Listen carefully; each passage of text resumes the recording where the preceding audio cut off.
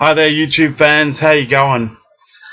I wanted to talk today about getting off Oxycontin and what I did to get myself off Oxycontin, which was prescribed to me for pain, severe pain in my case. Now, first of all, of course, I'm not a doctor. I will tell you what I did, which worked for me, and I talked to two doctors about this and this approach and how to get off it. Okay, so I was on 70 milligrams a day. Now I was taking it 3 times a day. I was taking it at 6 a.m., 2 p.m., and 10 p.m. I was taking it every 8 hours in my case because I tended to metabolize it very fast. I was also on Endone, so I'll show you the packets, okay? This is the Australian packets anyway. This is the quick-acting Endone, which is Oxycodone hydrochloride 5 milligram tablets. Right? This is Oxycontin controlled release tablets. This is Targin, which is Oxycontin with another ingredient in there, naloxone hydrochloride dihydrate, which helps with constipation. So that's Targin. This one is actually, I found this one to be better actually, because it doesn't constipate you. There's a real problem with Oxycontin and Endone and all those.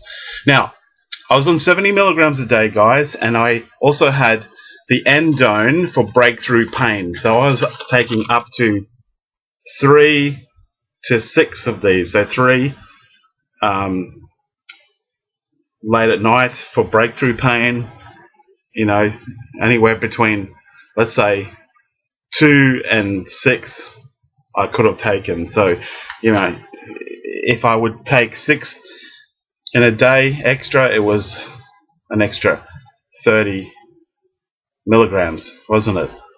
So there could have been up to 100 milligrams a day of this Oxycontin in one form or another. Okay, so what did I do? First of all, I stopped taking this.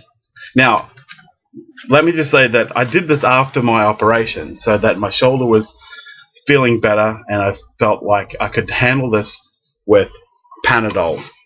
In this country, in Australia, we have Panamax, and I was seeing if I could handle it with the maximum adult dose, which is 8 tablets in 24 hours, which is 2 tablets every 4 to 6 hours, and these are 500 milligrams. Okay, so that's 100 tablets of Panadol, really, paracetamol. You would call that paracetamol, 500 milligrams, whatever you call that in your country. Now, I dropped the Endone and then see how I went for the week. I was then on 70 milligrams a day, and that was broken up 3 times a day. So 10 milligrams in the morning. I don't remember exactly. I have it crossed out up there because I titrated the dose down. So I'm just going to go with, I remember that it was 70 milligrams a day. The most that I would drop it over the total day after I got off the extra breakthrough pain ones, that, you know, up to 30 milligrams a day, was 15 milligrams. That's the very, very most that I would drop it. A day. Sorry, not a day. A week. A week. The most I would drop this dose down was 15 milligrams in a week. So 5 milligrams in the morning, 5 milligrams in the afternoon at 2, 5 milligrams before bed was the very most I would drop it per week. Right.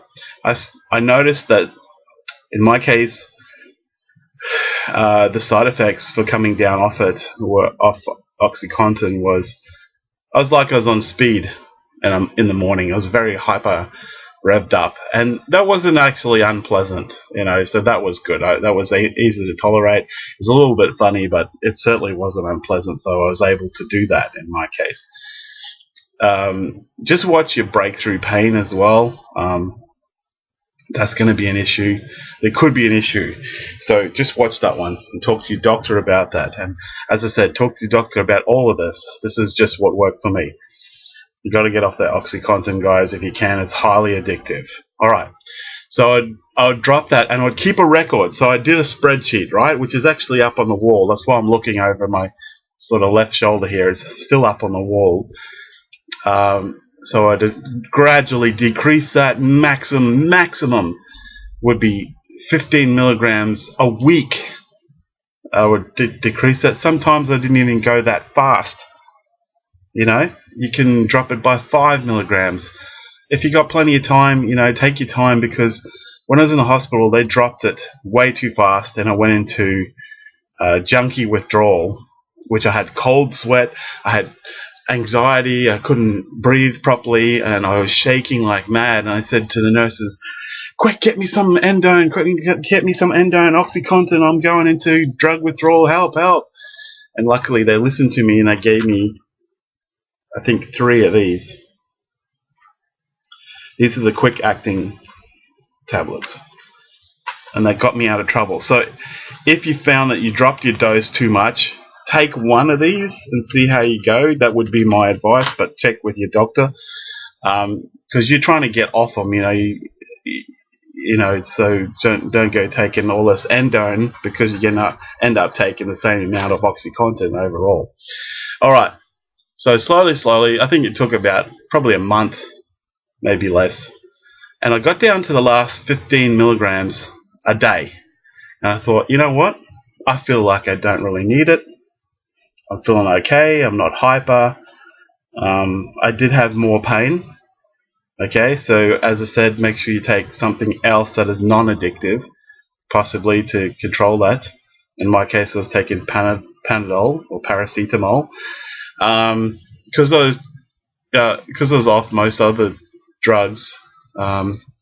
When that doesn't work so good, let's say you take a couple of paracetamol and you're still in pain, half an hour, let's say longer, say an hour later or something like that.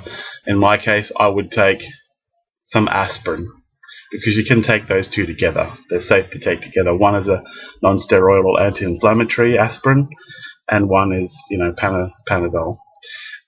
Make sure that with aspirin, you have it with a full glass of water, and you have something in your stomach, because it's quite abrasive to your stomach. Okay? Now, next. What happened? So I'm finally off Oxycontin. It's been about a week. What's happening? Well, I'm sleeping a lot better. I've got the breakthrough pain. Okay, so my legs were really hurting in my case, and my knees were hurting. That's not related to why I was taking Oxycontin in the first place. I was taking Oxycontin for my shoulder. I had a shoulder surgery. See the scar there, right? So, and it's still healing. So I had breakthrough pain in my legs that were really sore for a few days, and it's cold here in Australia at the moment, so I've put on more warm pants to try and see if it's the cold affecting them as well.